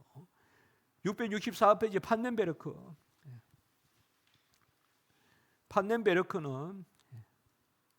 판넨베르크도 뭐 스스로 칼 바르트 신학을 하가 신학이라고 이야기해요. 또 판넨베르크는. 그리고 자기야말로 진정한 상승 신학이라고 이야기해요. 그거 좀 헷갈려. 우리가 상승 신학이 잘못된 거잖아요, 우리가 보면. 근데 판넨베르크는 바르트는 충분히 상승적이지 않다는 거예요. 자기야말로 충분히 상승적이라는 거예요. 한 사람으로부터 시작한다는 거죠, 판넨베르크는. 그래서 게시스트 개념, 역사 개념을 가지고 접근하는 거, 그게 판넨베르크 신학이잖아요. 그건 바르트 영향 받은 거죠, 당연히. 자, 이거 잠깐 봅시다. 판넨베르크 마지막. 바르트의 입장이 성경이 증거하는 예수의 실제와 그의 신적 주권을 잘 드러낸다, 옹호해요. 이 부분에서 판넨베르크는. 세 줄 밑에 일종의 3단노법이 발견된다. 성육신은 은혜로운 하나님에 의한 예수의 인간 존재에 대한 전체적인 결단이다. 그것은 연합이라는 역사적 사건이다. 이 사건으로 말미암아 비로소 그리스도의 현 존재가 획득된다. 예수 그리스도라는 다자인 철학적 인간 개념, 현 존재가 언제 획득되냐? 예수님이 하나님이시자 사람이라는 그 현 존재 언제 획득되냐? 바로 성육시 때 된다. 성육시 때 그 인간 예수로부터 그가 하나님이심이 규정된다는 거예요. 이건 판넨베르크가 몇 차례 이야기해요, 지저스 가덴맨에서. 그래서 판넨베르크는 그 밑에 그리스도의 인격에 관한 논의는 역사적이자 변증법적이다. 자, 판넨베르크 이야기 한번 볼까요? 요새 제가 학교 다닐 때도 그런 사람이 있었어요. 칼 바르트는 잘못됐지만 판넨베르크는 괜찮다. 그 말은 전혀 이 앞뒤가 안 맞는 이야기예요, 여러분들. 판넨베르크가 괜찮은 게 아니에요, 여러분들. 전혀 앞뒤가 안 맞아요. 누가 더하단 말은 안 쓸게요, 제가. 그러니까 안 돼요. 뭐 틀린데 뭐가 뭐 더하고 말고 하겠어요. 다 틀리는 거 둘 다. 판넨베르크는, 그래도 판넨베르크는 안 돼요, 그런 말. 그 밑에 보세요. 자, 그건 한번 읽어볼까요? 그것도 줄치면서 밑에 예수를 모든 사람으로부터 구별하고 그의 헌신을 모든 사람의 헌신으로부터 구별하는 것은 다름 아닌 그가 처한 이 고유한 역사적 정황이었다. 이와 같이 예수가 하나님의 아들과 동일시 되는 것은, 동일시 된다는 이 말체가 벌써 싫고 변적법칙이다 이 말이야. 그러니까 말이 된다 이거예요. 말이 되네. 그래서 이 사람은 하나님이네. 슐라이마은은 이 사람에게 신적, 절대적 의존 감정이 있으니 하나님이네. 그래서 예수님의 신성은 그 의존 감정의 절대성, 그게 신성이다. 그래서 우리가 정도 기독론이라 그래요. 우리와 예수는 정도에서만 차이 난다 이거죠. 디그리 크리스톨로지. 여기도 그러잖아요. 좀 변증법칙이다. 세 줄 밑에 이러한 변증법의 종합은 그리스도 안에서 하나님과 사람의 하나됨, 그의 실존의 역사 가운데서만 충분히 계시된다. 제가 무슨 말을 하나 이렇게 콕 꼬집어내서 비판하려고 이 말을 했을까요? 전체 흐름 가운데 이 말이 결론적으로 이렇게 접근한다 이 말이죠. 반면배렸거나. 자, 왜곡된 속성교통론 667페이지에 우리는 개혁주의 속성교통론이에요. 그래서 속성의 교통, 사역의 교통, 은사의 교통. 이건 신인 양성의 위격적 연합 가운데 전개되는 거예요. 근데 바르트는 이 개념이 또 안 돼요, 당연히. 또 틀리다고요, 당연히. 그래서 일단 밑에서 셋째 줄 하나님의 은혜의 선택은 그 전체가 예수 그리스도의 선택이다. 참 사람의 역사, 예수의 역사이며 그리스도 사건이다. 설명하지 않겠습니다. 667페이지에 넷째 문단 성육신이 존재의 법칙과 인식의 법칙이다. 아까는 그런 표현 썼죠. 우리가 오르드 에센디와 오르드 코그노스캔디 라틴어로. 영어로 하면 order of being과 order of teaching. 존재의 법칙과 order of knowing. 존재의 법칙과 인식의 법칙이 같이 간다 그랬죠. 바르트는. 존재와 인식이 같이 간다. 그러니까 여기도 이야기하죠. 존재의 법칙과 인식의 법칙이다. 성육신이. 그 밑에 바르트의 논법은 이러하다. 성육신이 존재의 근원이다. 사람의 창조는 절대적으로 새로운 사건이다. 하나님, 사람, 그리고 창조자 피조물, 성육신은 고유한 사건이다. 그 사람 예수는 창조의 비밀을 확정하고 그 비밀을 넘어서는 의미로운 행위의 새로운 비밀이다. 이 행위가 오직 인식의 법칙이다. 다시 지난 시간으로 가요. 첫 시간으로. 사건이 계시고 이 행위가 인식의 법칙이다. 타트가 인식의 법칙이다. 이 사람에 대한 인식, 오직 인식의 행위로서 그의 존재의 새로움을 공유하는 행위로서 명확하게 나타난다. 그래서 669페이지 첫째 줄 그의 존재의 새로움을 공유해야 한다. 그를 아는 것은 새로운 사건의 주체가 되는 것, 그의 새로운 존재에 참여하는 것이다. 존재 참여, 계시 참여, 역사적 사건에 참여 다 그 말이고 이게 구원 사건이고. 그 밑에 보면 여섯째 줄 밑에 성육신 자체가 행위이며 사건이며 성육신에 대한 인식이 행위이며 사건이다. 왜요? 존재가 인식이니까. 그리고 여섯째 줄 밑에 변적부적 순환이다. 670페이지에 성자의 인격이 아니라 하나님의 신격을 그 종에 동그라미 치세요, 여러분들. 이게 상당히 중요한 개념이란 말이에요. 우리 서철은 교수님 제 은사님이신데 옛날에 시험 기말고사에 그게 나왔었어요. 학교 다닐 때. 성육신의 주체를 논함. 성육신의 주체가 누굴까요? 하나님일까요? 성자 예수 그리스도예요. 성육신의 주체를 논함. 이렇게 나왔다고요. 그러나 칼바르트는 성자의 인격, 인격이 벌써 위격적 존재, 제2위 성자.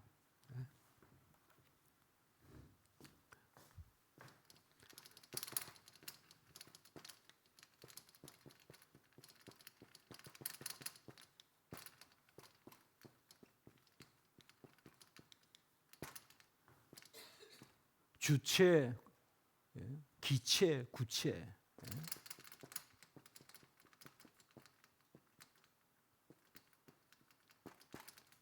이게 바로 위격에 돌려진다 이 말이에요. 위격. 성부, 성자, 성령은 주체가 되시고 기체가 되시고 기체란 말은 대상이 된다 이 말이에요. 대상. 문병호 기체잖아요. 주체잖아요. 구체잖아요. 추상은 본성이고 본질이고. 이걸 아멘해야 당연히 삼위를 믿는 것이죠. 그래서 여기 성자의 위격, 그 위격이 주체라 이 말이에요. 그 구체, 바로 그분, 바로 그분, 그분만이 주체인데 이거는 신격이 주체다. 신격이라면 이거는 신적 본질, 이라면 추상, 이라면 신성, 그러면 신성, 그다음에 그 사람이 됐다도 그 사람이 아니라 인간 전체의 본성, 신성과 본성이 결합하는 거죠. 그 신성이 인성, 신성이 인화되고 humanization, 인성이 신화되고 divinization,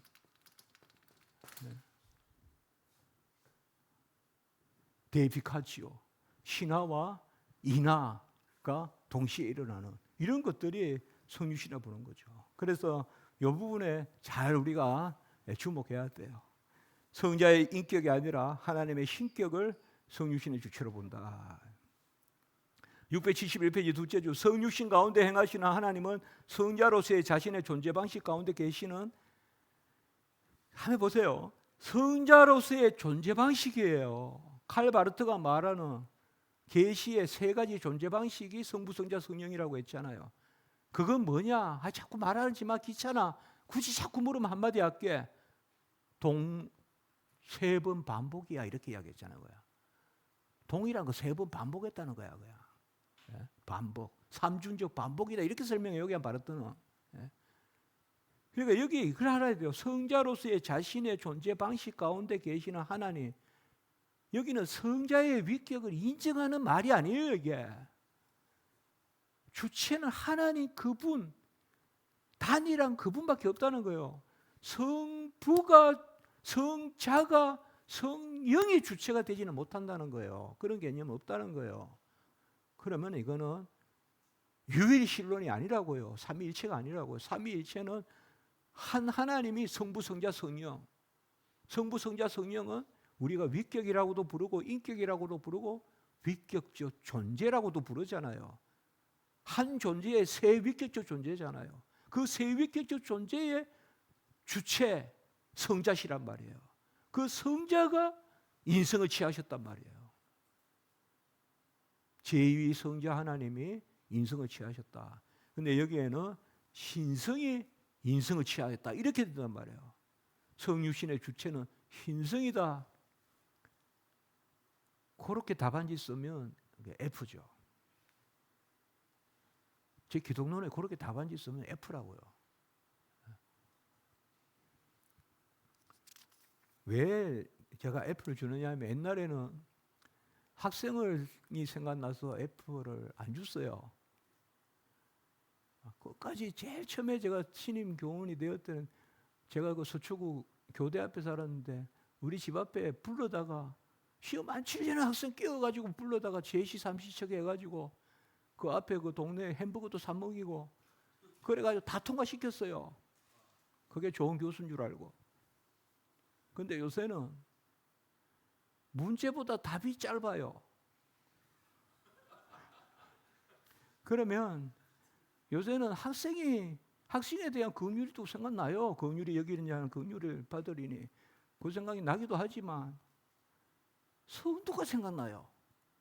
그래가지고 제가 F를 준다고요. 이제 동영상 찍히는데 이런 거 하면 안 되는데.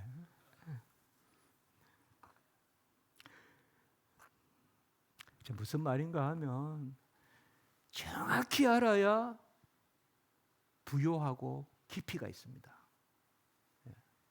그래서 개혁신학은 가장 깊고 은혜로운 것입니다.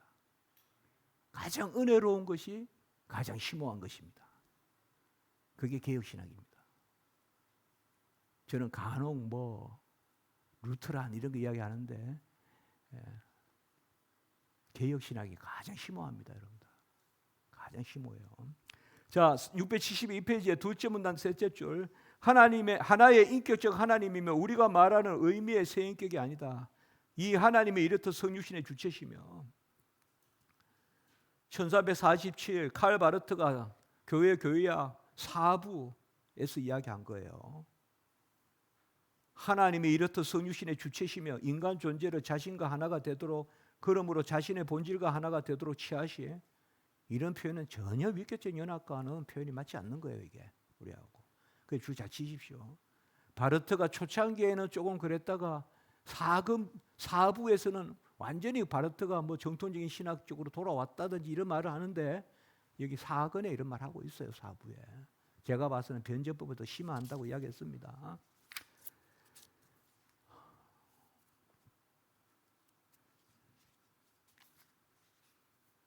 674페이지의 셋째 줄, 첫째 특성으로 바르트는 성육신을 신성과 인성의 위격적 연합이 아니라 하나님이 사람이 되신 사건 자체로 여긴다. 세 줄 밑에 그가 사람이 되셨다.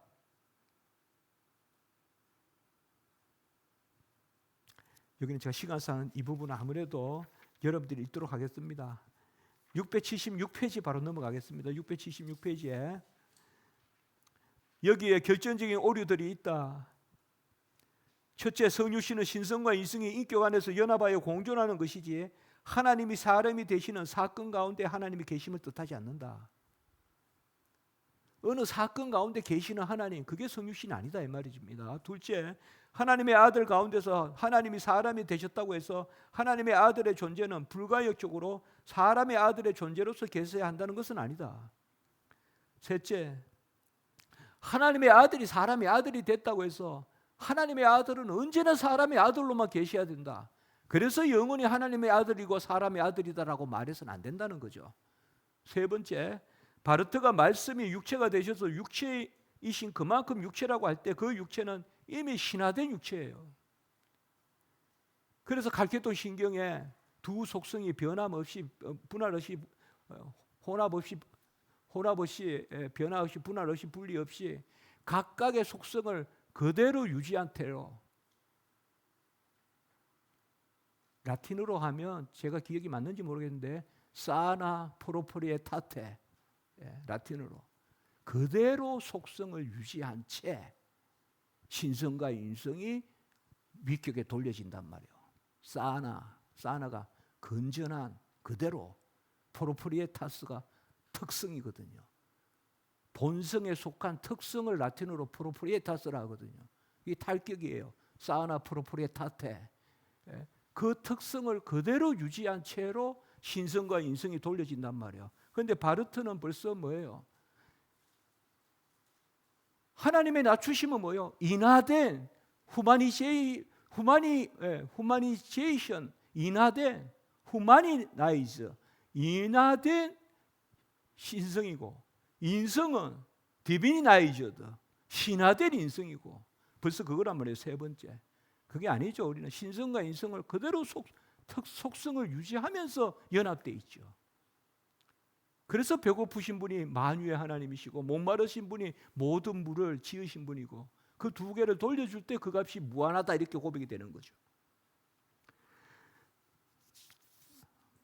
넷째, 바르트의 이해에 따르면 성육신 사건으로서 새롭게 창조된 하나님의 사람의 존재와 공존하는 영원하신 하나님의 아들의 존재가 규정된다는 아래로부터의 위로 올라가는 오류를 범하게 된다. 이같이 바르트는 성육신의 목적을 대속의 의를 이루는 것이 아니라 창조를 완성하는 것으로 파악한다. 이거는 이제 오늘 마지막 시간에 좀 보겠습니다. 둘째 특성은 677페이지에 바르트는 성육신을 하나님 자신이 사람과의 관계 가운데 계시는 인적 주체가 된다고 여기는데, 여기도 결정적 오류가 있다. 679페이지예요. 첫째, 성육신한 예수 그리스도는 성자로서의 인격 자체가 주체시지 그 인격 안에 신성과 인성이 주체일 수 없다. 주체성 중요하면 아까 서브젝툼은 콘크레툼이 서브젝툼이 되는 거예요. 구체. 그 구체는 뭐냐 하면 바로 본성이 아니라 위격이 구체란 말이에요. 그러니까 위격이 주체다 이 말이에요. 본성이 아니라, 본질이 아니라 위격이 주체다. 성자의 위격이. 그리고 둘째, 세 줄 밑에 그 의를 증거하는 데 찾지 않고 새로운 창조의 경륜. 요 두 가지에 묶으세요. 요 두 가지입니다. 여기서는 결정적 오류. 그 다음에 셋째 특성, 이건 다른 겁니다. 첫째 특성, 둘째 특성, 셋째 특성. 바르트는 성육신에 있어서 신성과 인성의 연합을 그 연합 이후의 실존과 행위를 통한 후음적으로 파악한다. 679페이지 밑에도 둘째 줄, 우리의 인적 본질의 실제적 높아짐, 인적 본질의 고양. 그리고 680페이지 셋째 줄, 후음적으로, 아포스테리오리, 후음적으로. 680페이지 밑에서 여섯째 줄, 심지어 신격은 성부, 성자, 성령의 실존과 함께 존재 방식들에 있어서 삼위일체 주체의 공통 서술로서만 존재한다. 그러니까 이런 게 중요한 이야기인 거죠. 이런 게 확실히 잘못된 이야기인 거죠. 이게 주체라는 거죠. 신격이. 우리는 성자가 주체단 말이에요. 계속 말씀드리지만 681페이지에 이러한 바르트의 입장에는 결정적 오류가 있다. 지금 계속 제가 하나 지금 세 번째 또 오류를 지적하는 거예요. 여기에도 오류가 있다 이 말이에요. 첫째, 바르트에게 있어서 신성과 인성이 하나가 되는 주체는 나사렛 사람 예수시다. 인적 주체가 신적인 본질과 존재와 실존을 취하신다. 그게 거꾸로 간다 이 말이에요. 성자가 주체가라는 것이 아니라 이 말이에요. 바르트는. 둘째, 양면적 참여를 통하여 신성과 인성을 취함이 선험적으로 있고 그 결과 후험적으로 인성이 신성을 취함이 있다고 말하지만 위로부터 아래가 앞서고 아래로부터 위로가 뒤따른다고 말하지만 이미 이 둘은 다 변제법적 관계로 설명된다. 나중에 이제 우리가 선택을 보게 되면 선택이 벌써 또 시간적 사건이라 말한단 말이에요. 계시 사건으로부터 선택을 또 이야기한단 말이에요. 그러니까 앞서는 게 뒤서는 거고 뒤서는 게 앞서는 거고 벌써 변제법적으로 접근한다. 셋째, 바르트는 여기서 삼위일체 하나님의 경륜을 세 인격 가운데 한 분이신 하나님의 경륜으로 여기지 않고 한 존재이시며 한 신격이신 하나님의 세 존재 방식, 드라이, 자이스 바이스 세 가지 존재 방식으로 계시는 그 밑에 삼중적 반복, 이는 칼 바르트가 한 이야기예요. 삼중적 반복이다. 자, 이게 또 비판이고 넷째, 683페이지에 바르트는 예수 그리스도의 성육신에 있어서의 인성을 취하심을 인성의 고향으로 여긴다. 고향, 높아짐. 영어로는 elevation, 라틴어로 elevatio, 높아짐. 그 세 줄 밑에 그는 인적 본질을 자신 안으로 높이셨고 참 하나님으로서 참 사람이 되셨다. 아닙니다. 인성을 취하신 거지 인성을 고양시킨 게 아니에요. 성육신은. 684 첫째 줄 위로부터 아래로 또한 아래로부터 위로 모두 일어난다. 바르트 이렇게 이야기합니다. 신화, 인화를 뜻하겠죠. 아닙니다. 그 밑에 하나님의 아들은 예수가 존재하심에 따라 존재하시며 이 말이 됩니까? 하나님의 아들이 인간 예수가 존재해야 존재합니까? 인신론적으로 신인으로서는 그렇게 알게 되겠죠. 우리가. 그러나 예수님의 존재는 영원한 거죠. 성육시 때 비로소 존재하는 게 아니죠. 예수는 하나님의 아들이 존재하심에 따라 존재하신다. 그래서 그 밑에 문단 하나님의 인성이다. 네 줄 밑에 이중적 구별이다. 지루하게 계속해서 나오는 이중적이란 말.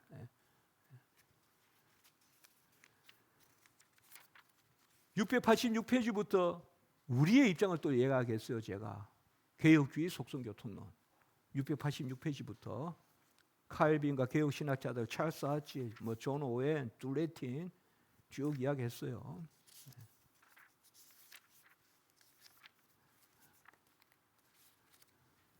조금 쉬다 하겠습니다. 제가 괜히 책을 두껍게 써서 조금 쉬었다가 하겠습니다, 여러분들. 지금 10분인데 20분에 지금 9분인데 20분에 25분에 하겠습니다. 25분에 해서 5시 반까지 약속된 시간까지 하고 마치겠습니다. 감사합니다.